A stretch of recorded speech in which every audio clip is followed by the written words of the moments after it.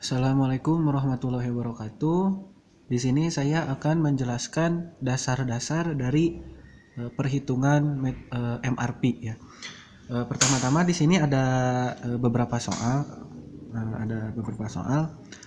Dalam soal ini ada data ya. Yang pertama data komponen, yang kedua data jadwal produksi induk, dan yang ketiga data persediaan dan penerimaan barang. Nah, data ini nanti kita akan digunakan untuk menghitung MRP-nya gitu ya. MRP itu yaitu kebutuhan dari materialnya gitu. Nah, sebelumnya untuk menghitung kebutuhan material atau MRP, kita pertama-tama harus membuat bill of material ya. Nah, untuk membuat bill of material, kita bisa menggunakan data ini ya, data ini. Nah, untuk caranya sendiri, nah di sini ada data level, yang kedua nama komponen, terus predecessor, dan yang ketiga yaitu jumlah komponen. Nah, yang pertama kita kalau membuat BOM itu dari level 0 dulu ya. Di level 0 itu ada komponen A. Di sini hanya ada komponen A ya. Jadi di level 0 itu hanya komponen A. Nah, jumlahnya itu 1 ya, jumlahnya 1.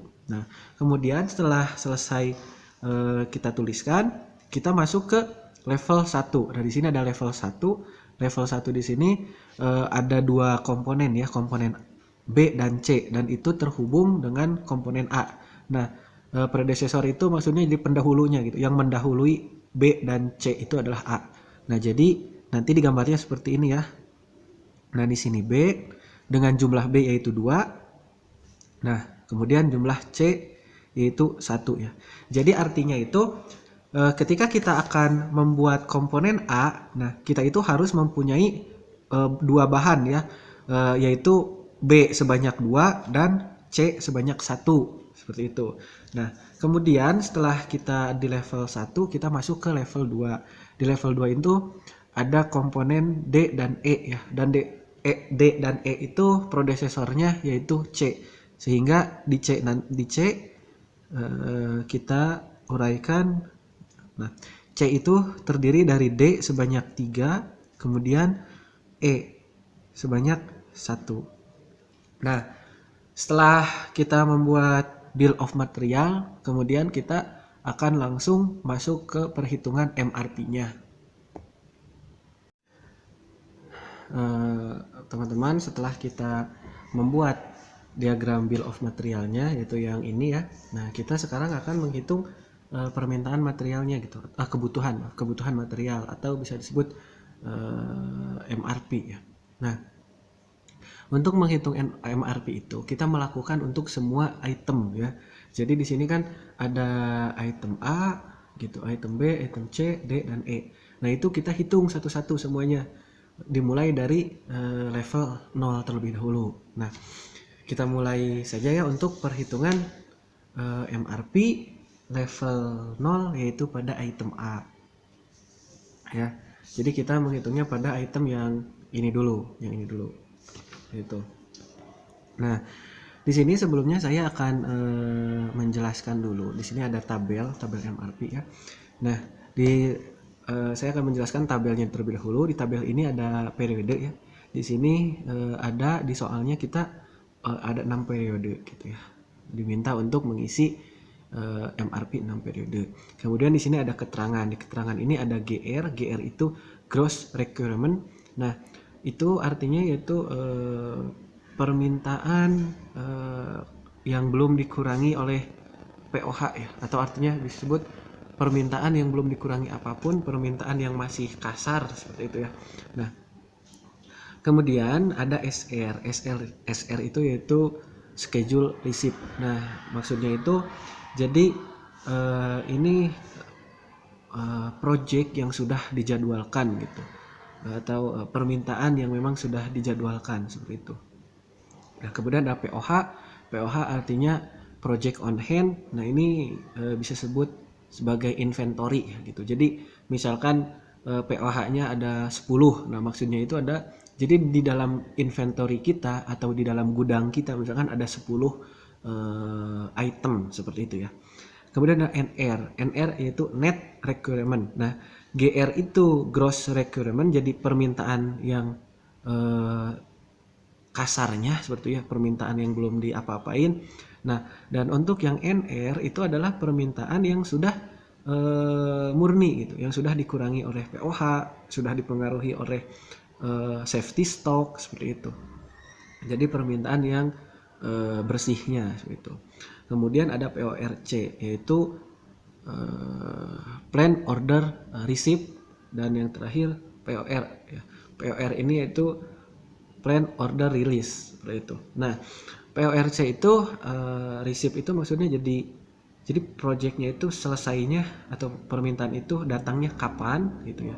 Nah, kalau POR jadi release ya, maksudnya release itu jadi dilepaskan, jadi artinya itu dimulai, jadi projectnya itu dimulainya sejak kapan atau permintaannya itu di pesannya itu dari kapan seperti itu ya. Jadi kita mulai saja ke perhitungan MRP dari item A ya, item A gitu. Nah, di sini kita mengisi dulu identitasnya ya, identitas dari tabel tersebut. Nama item di sini kita isi A karena kita akan menghitung item A. Nah, di sini ada keterangan level. Level A itu kan tadi level 0 ya. Terus di sini ada lot size. Nah, lot size itu kita lihat di tabel ini. Di tabel ini kan ada nih lot size-nya. Nah, di sini kita akan menggunakan lot size metode lot for lot. Nah, lot for lot. Nah, nanti kita akan jelaskan lot for lot itu artinya apa ya. Nah, kemudian di sini LT. LT itu artinya lead time ya. Nah, lead time-nya itu 1 minggu. Jadi lead time itu misalkan kita akan memproduksi A gitu. Nah, untuk memproduksi A itu membutuhkan berapa waktunya, atau untuk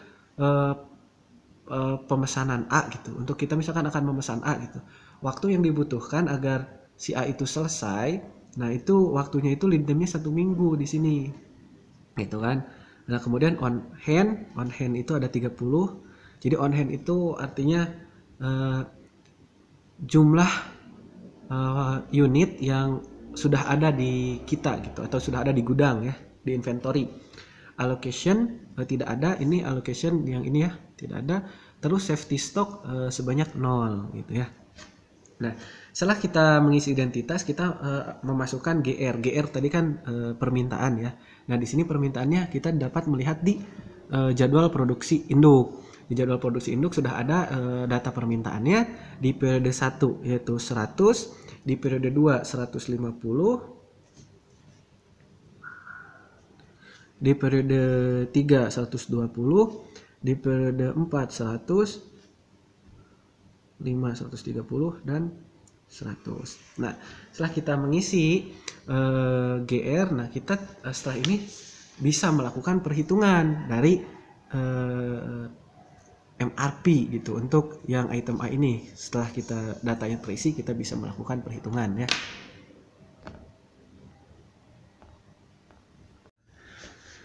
Setelah kita mengisi data dari tabel MRP ini, sekarang kita akan melanjutkan ke perhitungan untuk mengisi bagian-bagian ini ya. Nah, pertama yang harus kita isi langkah pertama yaitu POH ya. POH yang di bagian ini gitu. POH ini tadi kan bisa dikatakan juga sebagai inventory ya. Nah, POH ini ada datanya di sini nih. OH ya. Diambil dari OH yaitu 30. Berarti saat ini di inventory kita ada 30 unit seperti itu ya. Maaf sebelumnya saya sediakan dulu kotretan ya agar lebih mudah nanti menghitungnya. Nah, setelah POH terisi, langkah kedua yaitu kita menghitung SR. Nah, untuk menghitung SR kita berpatokan ke lead time-nya juga ya. Jadi di lead time ini di sini kan 1 periode ya, 1. Nah, berarti SR-nya itu kita menghitung SR untuk memenuhi hanya 1 periode gitu ya. Nah, kalau di sini lead time-nya 2 berarti SR kita harus ada untuk 2 periode seperti itu. Nah, karena ini 1, jadi kita hanya mengisi di SR periode 1 ya. Nah, untuk SR, nah di sini kan ini sudah ada nih inventory ya, udah ada data inventory sebanyak 30. Nah, permintaan demand dari pelanggan itu ada 100. Nah, jadi kita memenuhi permintaan pelanggan dari gudang terlebih dahulu. Jadi kan ada permintaan 100 nih. Nah, kita penuhi dari gudang sebanyak 30. Nah, berarti kekurangannya berapa? Kekurangannya itu 70. Nah, dan 70 itu kita jadwalkan sebelumnya gitu. Jadi schedule receipt. Jadi kita jadwalkan sebelumnya kita harus memproduksi sebanyak 70. Nah, makanya kita schedule receipt. Jadi project yang sudah dijadwalkan sebelumnya yaitu 70 seperti itu. Nah, jadi permintaan kita itu sekarang sudah terpenuhi. 100 kan ada permintaan pelanggan 100 nih. 100 dipenuhi dari 30 dari POH atau dari gudang ya, dari gudang kita, dan 70 lagi dari produksi yang dijadwalkan sebelumnya seperti itu. Nah, setelah itu kita kemudian menghitung inventory kita untuk periode 1. Jadi sekarang inventory kita sisanya berapa gitu kan. Nah, kan tadi awalnya gudang kita ada 30 ya. Ada 30. Terus kita sudah digunakan 30 ini untuk memenuhi yang ini gitu kan ya. Berarti sekarang sisanya 0 seperti itu ya. Cara menghitungnya seperti ini ya. Jadi pertama kita memiliki POH 30, jadi 30 POH-nya. Nah, kemudian kita punya SR, kita memproduksi 70 tambah 70. Nah, berarti sekarang kita sudah punya 100 ya, 100 unit. Nah, kemudian kita berikan kepada konsumen atau kepada pelanggan sebanyak 100. Berarti sisa di gudang kita yaitu 0, seperti itu ya. Berarti di sini 0 ya, seperti itu. Nah, ini untuk periode 1. Untuk periode 1 sudah selesai. Kemudian kita masuk ke periode 2. Nah, di periode kedua gitu, langkah-langkahnya yang pertama kita menghitung NR terlebih dahulu ya. Lebih baik saya tulis ya di sini ya. Langkah pertamanya gitu, NR biar tidak lupa. Langkah pertama kita menghitung NR. Nah, untuk NR itu net requirement ya. Nah, tadi di sini kan ada permintaan nih 150 ya, ada permintaan 150. Kita lihat dulu permintaan itu, jangan langsung produksi atau jangan langsung pesan, tapi lihat dulu ke gudang. Nah, di gudangnya ada berapa? Ternyata di sini gudangnya 0. Nah, berarti yang harus kita produksi itu 150 gitu. Itu kan. Jadi kan 150 dikurangi inventory atau POH sama dengan 150. Nah, sedangkan POH-nya itu 0 kan ya. Nah, beda dengan yang ini. Yang ini yang tadi 100 gitu ya. Dikurangi dengan POH yang ini 170, dan 70-nya itu ternyata sudah dipenuhi oleh SR. 70 berarti inventory 0 gitu kan ya. Nah, kalau sekarang NR dicantumkan, beda dengan yang periode 1. Nah, kemudian setelah kita tahu kita harus memproduksi 150, maka kita jadwalkan gitu. Dijadwalkan bahwa periode 2 dijadwalkan itu POR ya, PORC. Plan Order Receipt ya. Jadi dijadwalkan pada periode 2 kita harus selesai atau harus ada berapa produk gitu. Nah, untuk untuk PORC kita melihat ke lot size. Nah, di sini lot size-nya berapa? Di sini lot size-nya lot for lot. Arti lot for lot adalah jadi yang kita siapkan, yang kita produksi atau yang kita pesan sesuai dengan jumlah permintaan NR. Seperti itu. Jadi di sini karena lot for lot, jadi kita di sini tulisnya 150 gitu. Agar sesuai dengan lot NR sesuai dengan lot PORC. Nah, kan kita harus ada di periode 2 150 ya. Gitu. Nah, setelah kita selesai PORC, kita lanjut dengan menghitung POR, POR ya. Nah, POR yang ini berarti. Yang ini POR. Untuk menghitung POR, jadi POR itu seperti ini ya. Nah, agar produk selesai pada periode 2, selesai 150, berarti kapan kita harus memesannya? Kapan kita harus memulai projectnya? Seperti itu kan. Nah, di sini lead time-nya 1. Berarti kita memulainya itu dari periode 1. Memulai pada periode 1, selesai pada periode 2 gitu. Jadi 150 kita tulis di periode 1. Nah, jadi kita tuh pada periode 1 itu kita memproduksi 150.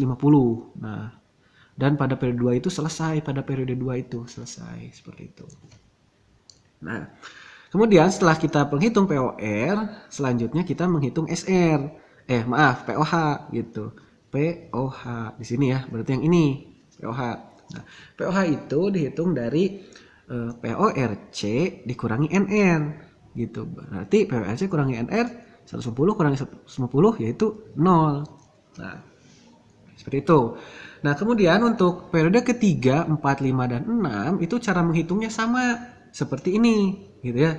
Jadi yang pertama NR dulu. Nah, NR sama ya, berarti 120 dikurangi POH, kita melihat ke gudang, oh di gudangnya 0, berarti kita harus memproduksinya juga 120 seperti itu. Kemudian kita mengisi PORC. PORC kita karena metodenya load for load, berarti nilai PORC sama dengan nilai NR, berarti 120. Dan 120 ini kita mulai produksinya kapan? Nah, di sini kan POR-nya lead time-nya 1. Berarti kita mulai produksinya itu di sini. Sebelumnya ya, karena jadi kita produksi di sini, selesainya ini gitu. Nah, kemudian sisa di inventory kita jadi berapa sisanya? Sisanya itu berarti PORC jadi produk kita gitu dikurangi yang dipesan pelanggan. Yang pesannya kan 120. Nah, berarti 120 kurangi 120 0 seperti itu. Dan untuk selanjutnya ke periode 4, 5, dan 6 cara penghitungannya sama seperti itu. Jadi saya skip ya, langsung ke perhitungan selanjutnya. Nah, ini setelah item A selesai akan menjadi seperti ini ya hasilnya, seperti itu. Nah, di sini setelah kita selesai metode item A itu kan level 0 ya. Kita sekarang lanjut ke level 1. Di level 1 yang pertama kita menghitung item B. Berarti kita langsung saja memasukkan datanya ya. Untuk item B. Sini tulis item B. Nah, jadi untuk item A gitu terdiri dari gabungan antara dua item B, 2 ditambah digabungkan dengan satu item C gitu. Jadi item B-nya itu ada 2 ya.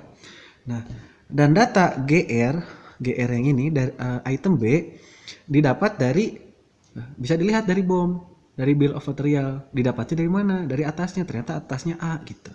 Nah, berarti GR dari item B yaitu hasil dari MRP item A seperti itu. Nah, hasilnya apa? Hasilnya ini nih, hasilnya ini gitu. 150, 120. Nah, namun di sini yang item B ini ada 2 gitu ya. Ada 2, memerlukan 2. Berarti 150 dikali 2. Nah, jadi 300.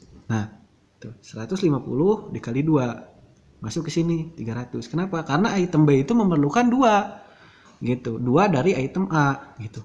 Ini kan item A nih, yang ini item A. Nah, yang B itu 2, seperti itu ya.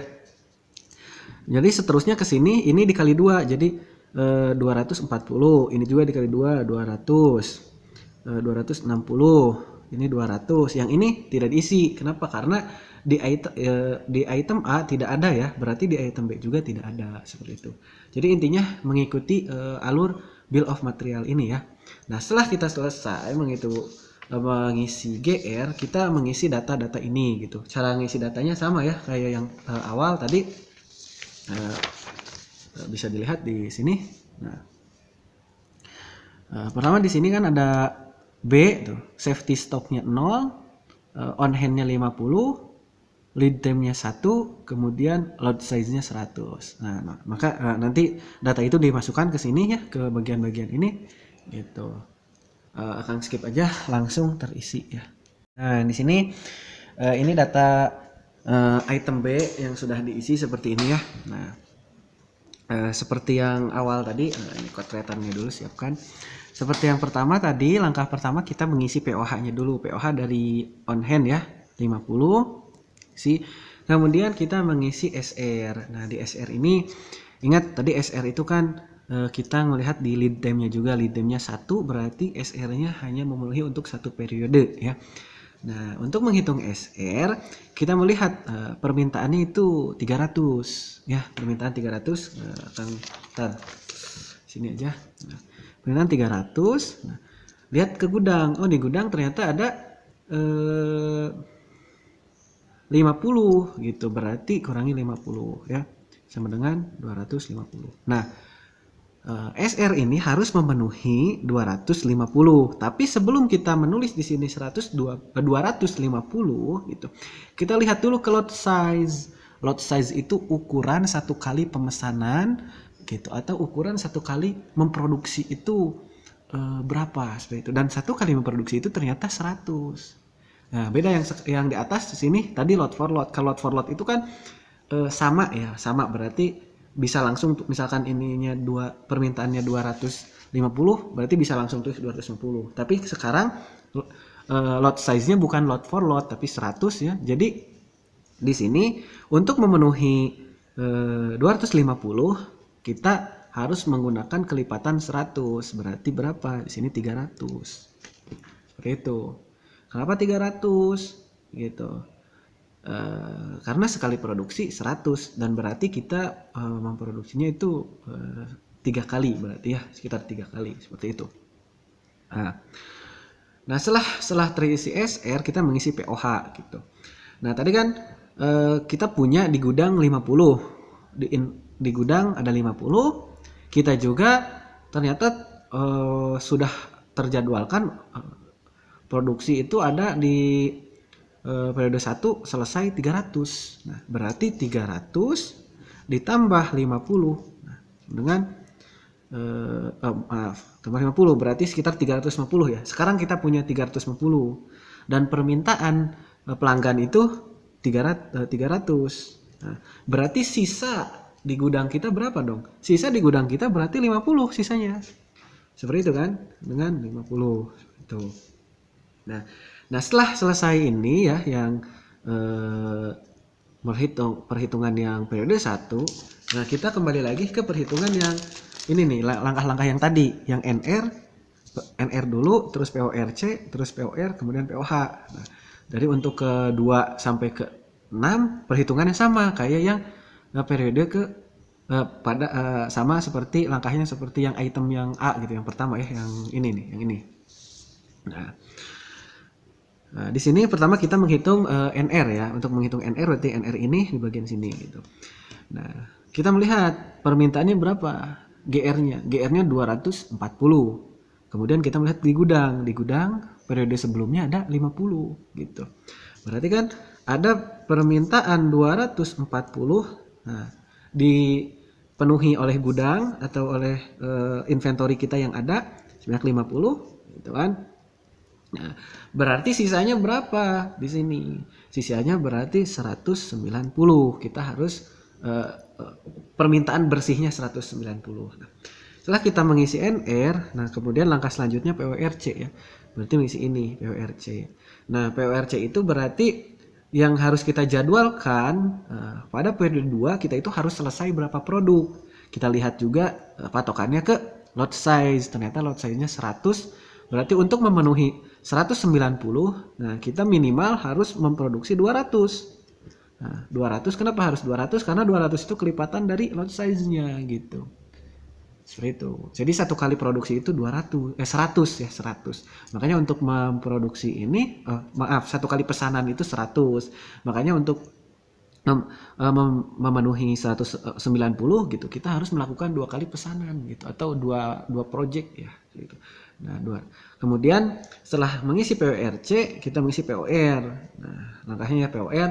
Nah, POR ini lead time-nya lihat 1. Nah, berarti untuk memenuhi ini kita mulai memesannya atau mulai project-nya itu pada 1 satu periode sebelum PORC ya, berarti di sini seperti itu. Nah, kemudian kita menghitung POH ya. Untuk menghitung POH sama seperti tadi. Untuk POH itu PORC dikurangi NR gitu kan. Berarti 200 dikurangi 190 hasilnya 10. Ya, itu. Nah, setelah itu sama selanjutnya kita kembali lagi pas periode 3 kita kembali lagi ke NR. Cara menghitung NR gimana gitu kan. NR tadi seperti tadi berarti yang ini gitu. Kita lihat di permintaan ada 200. Permintaan 200 gitu kan. Sudah dipenuhi di gudang ternyata ada 10 gitu. Berarti dipenuhi oleh gudang 10, sisanya berapa? Sisanya 190 gitu kan. Nah, kita POR berarti kita menjadwalkan pada periode 3 itu berapa yang harus ada itu gitu. Ternyata 200. Kenapa 200? Karena melihat lot size-nya 100 berarti kelipatan dari 100 yaitu 200. Itu kan. Nah, kemudian POR-nya sebelumnya ya, karena POR-nya 1 berarti satu periode sebelumnya berarti di sini 200. Nah, kemudian sama POH, sekarang bagian POH itu PORC kurangi NR berarti 10. Ya, seperti itu. Dan seterusnya sama gitu. 4, 5 juga sama seperti itu ya. Nah, untuk 4 berarti NR-nya 200. Nah, untuk mengisi NR ini ya 260 karena permintaan 260 kita lihat di gudang. Oh, di gudangnya ternyata ada 10 gitu. Berarti sudah dipenuhi 10 otomatis di sini hanya tinggal memenuhi 250 gitu. Dan mengisinya seterusnya seperti itu ya. Nah, ini setelah terisi yang B atau item B ya akan menjadi seperti ini gitu. Kemudian kita kembali lagi melihat di bill of material. Nah, ternyata di bill of materialnya itu ada C ya. Dan C itu berhubungnya kemana? Ke A. Itu berarti untuk demand gross requirement yang C, berarti di sini kita tulis dulu item C gitu ya. Kita sama berpatoknya ke A, berarti yang ke ini, yang item A yang tadi sudah dihitung. Gitu ya. Nah, kalau B tadi dikali 2 ya, kan ada 2. Kalau C itu karena 1 berarti tidak perlu dikali 2. Berarti kita tulis ulang lagi di POR yang item A yang ini ya. Berarti ini 150, 120, 100, 130 dan 100 seperti itu. Nah, setelah ini sama kita isi data ininya seperti itu ya. Nah, teman-teman, sekarang kita lanjutkan ke perhitungan yang C ya, yang item C gitu. Nah, di sini setelah data-datanya terisi, nah seperti biasa kita pertama mengisi POH dulu. POH-nya dari OH ya sebanyak 50. Nah, kemudian setelah itu kita menghitung SR. Nah, namun di sini ada perbedaan ya dari soalnya ya, yang awal-awalnya tadi tidak ada safety stock 0, di sini safety stock 0. Nah, sekarang di C itu ada safety stocknya. Nah, ada safety stocknya. Safety stocknya itu sebanyak 20 ya. Nah, pertama-tama kita untuk menghitung SR ya seperti yang sudah gitu. Di sini kita melihat dulu GR ya. Demand-nya itu adalah 150 untuk S1. Nah, kemudian karena ada SS, kita sekarang melihat juga kebutuhan SS. Ternyata selain ada demand 150, kita juga ada kebutuhan SS sebanyak 20. Nah, SS sebanyak 20. Berarti 150 ditambah SS terlebih dahulu gitu ya. Nah, SS itu artinya safety stock. Nah, jadi safety stock itu stok yang sengaja diadakan itu untuk keamanan gitu. Nah, keamanan di sini seperti untuk misalkan ditakutkan nanti ada kerusakan. Misalkan dari 150 yang permintaan itu ada beberapa barang yang rusak seperti itu. Nah, nanti ada safety stocknya gitu. Jadi ada stok untuk jaga-jaga lah gitu. Atau misalkan ada fluktuasi permintaan atau ada perubahan permintaan atau ada apapun, nah itu ada setidaknya ada jaga-jaga sebanyak 20 seperti itu ya.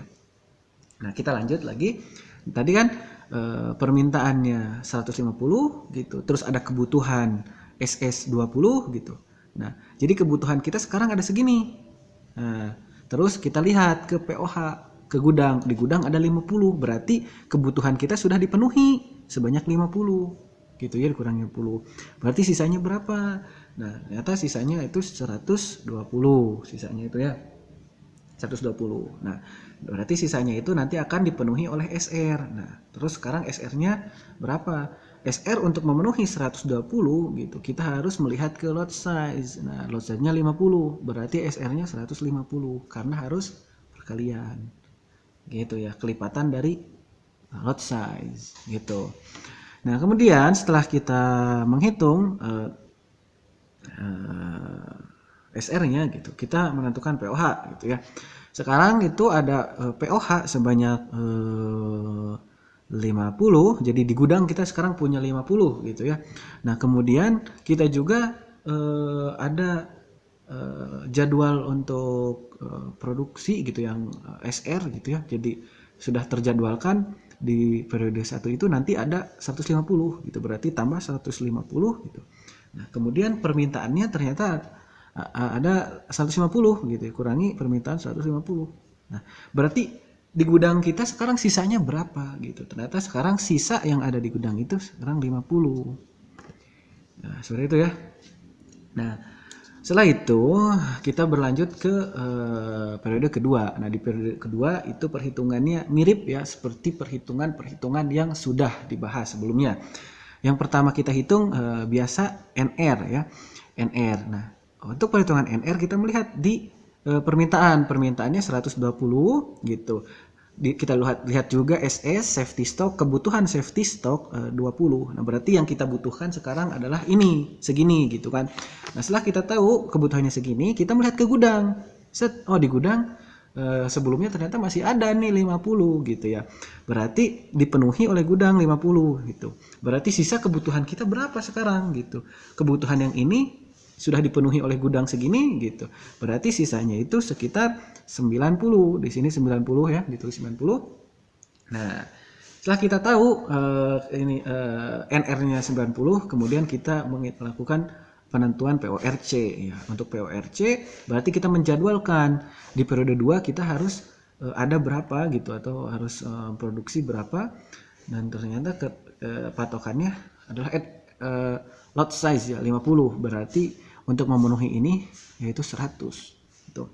Dan POR-nya satu periode sebelumnya ya, berarti di sana seperti itu. Kemudian kita menghitung, setelah kita POR kita menghitung POH. Nah, untuk POH ini juga kita harus mengingat SS ya, safety stock gitu. Jadi sekarang kita kan ada nih datang produk ketika di periode 2 100 ya, 100 gitu. Dikurangi NR. Nah, biasanya kan dikurangi NR 90. Udah ya, dikurangi NR.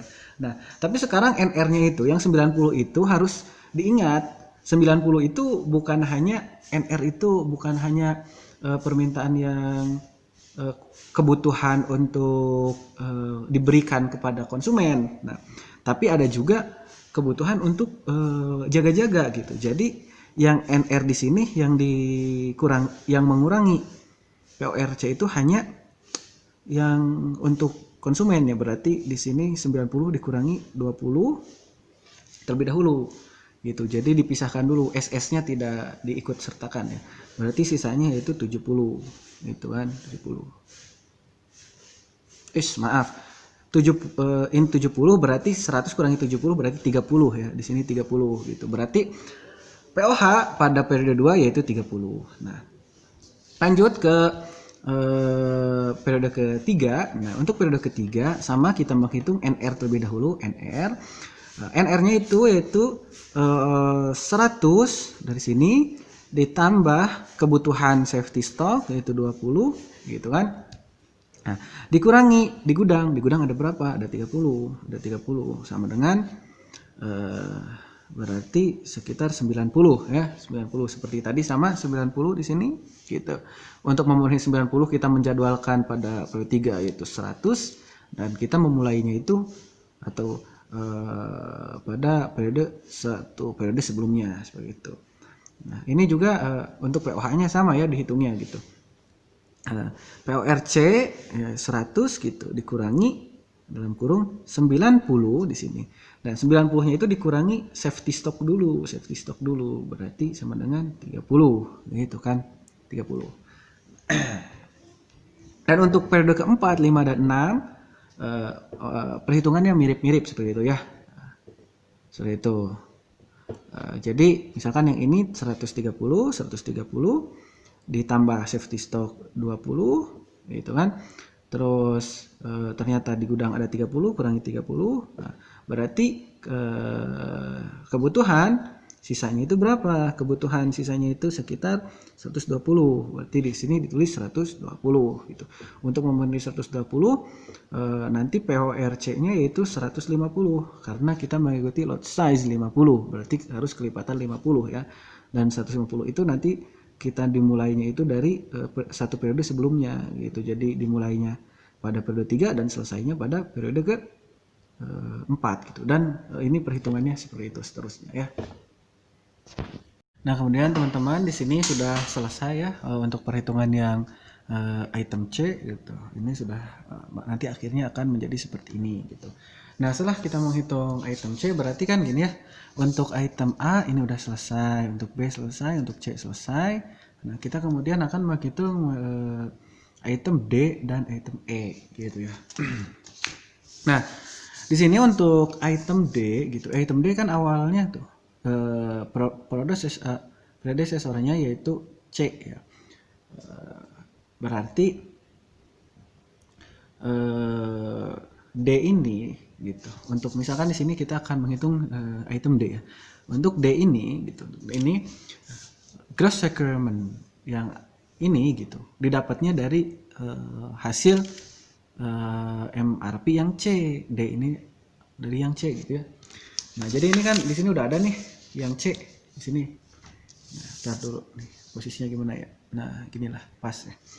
Nah, di sini kan sudah ada nih yang perhitungan yang tadi yang terakhir ya, yang C gitu. Nah, di sini juga untuk yang D gitu. Dari MRP yang C dikali 3 karena ada 3 gitu ya. Berarti di sini gini kan. Yang ini 100 gitu. Di D-nya itu menjadi 300, yang ini 100 menjadi 300, yang ini 150 berarti 450, yang ini 100 menjadi sini 100 gitu.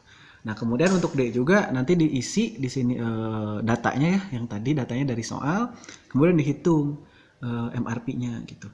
Nah, kemudian untuk yang terakhir yang untuk yang komponen E yang ini nih, yang E gitu.